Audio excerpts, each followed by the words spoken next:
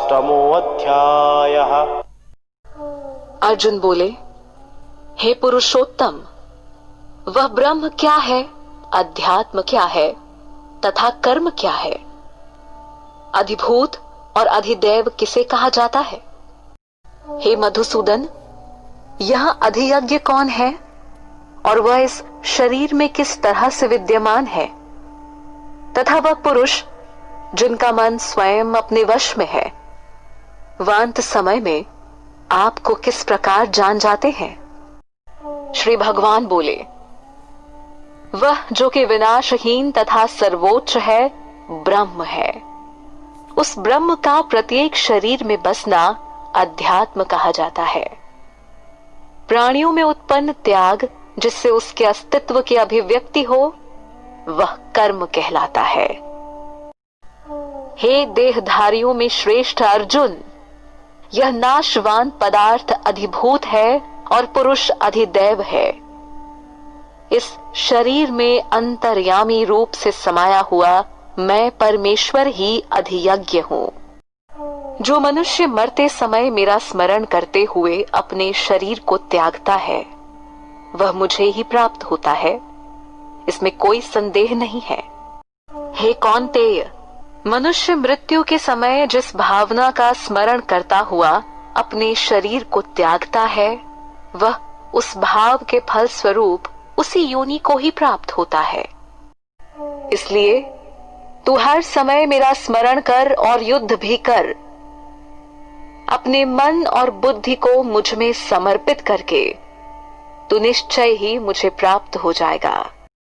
हे पार्थ, निरंतर ध्यान योग के अभ्यास से अपने मन की स्थिरता कायम करके तथा किसी और का चिंतन न करते हुए केवल परम दिव्य पुरुष का चिंतन करता हुआ शरीर छोड़ने वाला मनुष्य उसी को ही प्राप्त होता है।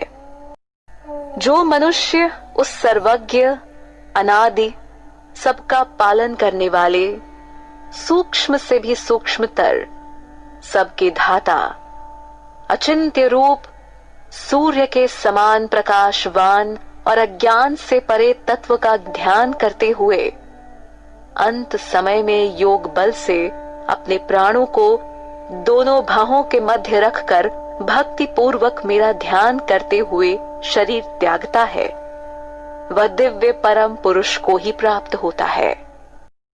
वेद को जानने वाले विद्वान जिसे अविनाशी कहते हैं, अनासक्त सन्यासी जिसको प्राप्त होते हैं और जिसकी इच्छा से साधक गण ब्रह्मचर्य का आचरण करते हैं, उस परम पद को पाने के बारे में मैं तुम्हें संक्षेप में कहूंगा।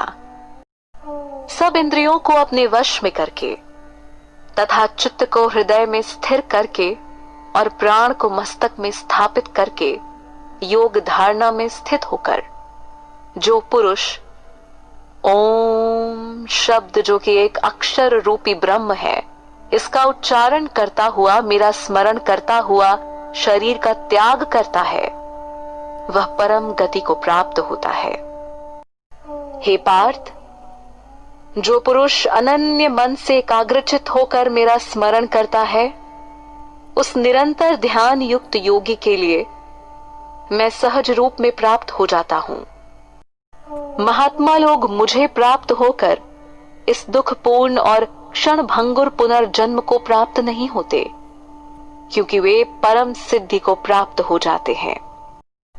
हे अर्जुन, ब्रह्मलोक समेत समस्त लोकों में आवागमन परिपूर्ण है, परंतु हे कौन्तेय, मुझे प्राप्त होने पर पुनर्जन्म नहीं होता। जो योगी ब्रह्मा के दिन, जो कि 1000 युगों के समान है, तथा उनकी वह रात्रि जो भी 1000 युगों के समान है, इनको समझते हैं, वह योगी काल को जानते हैं। ब्रह्मा जी के दिन के आरंभ काल में अव्यक्त रूप से संपूर्ण प्राणी प्रकट होते हैं और उन्हीं के रात के आरंभ काल में उसी अव्यक्त रूप में संपूर्ण प्राणी विलीन हो जाते हैं। हे पार्थ, उन्हीं प्राणियों का यह समूह जो पुनः उत्पन्न होता रहता है, वह ब्रह्मा की रात्रि के आगमन पर लीन तथा उनके दिन के उदय होने पर व्यक्त हो जाता है। इस अव्यक्त से अलग एक अन्य निरंतर प्रकृति का अव्यक्त भाव भी है। वह परम दिव्यात्मा सभी प्राणियों के नष्ट होने पर भी नष्ट नहीं होती। जिस तत्व को अव्यक्त और विनाशहीन कहा गया है, वही परम गति भी है, जिसे प्राप्त होने पर साधक को पुनः इस संसार में नहीं आना पड़ता। वही मेरा परम धाम है। हे पार्थ, जिस परमात्मा के अंतर्गत सभी प्राणी हैं और जिसमें यह संपूर्ण जगत व्याप्त है, वह अव्यक्त परम पुरुष अनन्य भक्ति से ही प्राप्त करने योग्य है। हे भरत शर्भ, जिस काल में योगी जन शरीर त्यागने के बाद पुनर्जन्म नहीं पाते तथा जिस काल में मरकर पुनर्जन्म पाते हैं, मैं उस काल को अब तुम्हें बताऊंगा। ब्रह्म को जानने वाले वह साधक गण जिनके मरते समय अग्नि हो, प्रकाश हो, शुक्ल पक्ष और सूर्य के उत्तरायण वाले 6 मास का समय हो, वे ब्रह्म को प्राप्त होते हैं। वह योगी जिनके मरते समय धूम्रमय रात्रि और कृष्ण पक्ष के अंधेरे तथा सूर्य के 6 मास दक्षिणायन का समय हो, वह योगी चंद्रमा की ज्योति को प्राप्त कर इस संसार में पुनः जन्म प्राप्त करते हैं। शुक्ल पक्ष और कृष्ण पक्ष, इस जगत से जाने के यह 2 मार्ग बताए गए हैं। इनमें से एक गति में जाने वाले को लौटना नहीं पड़ता और दूसरी गति में जाने वाले को लौटना पड़ता है। हे पार्थ, इन दोनों मार्गों को जानने वाला कोई भी योगी मोहित नहीं होता। इसलिए हे अर्जुन, तुम सब काल में योग से युक्त हो जाओ।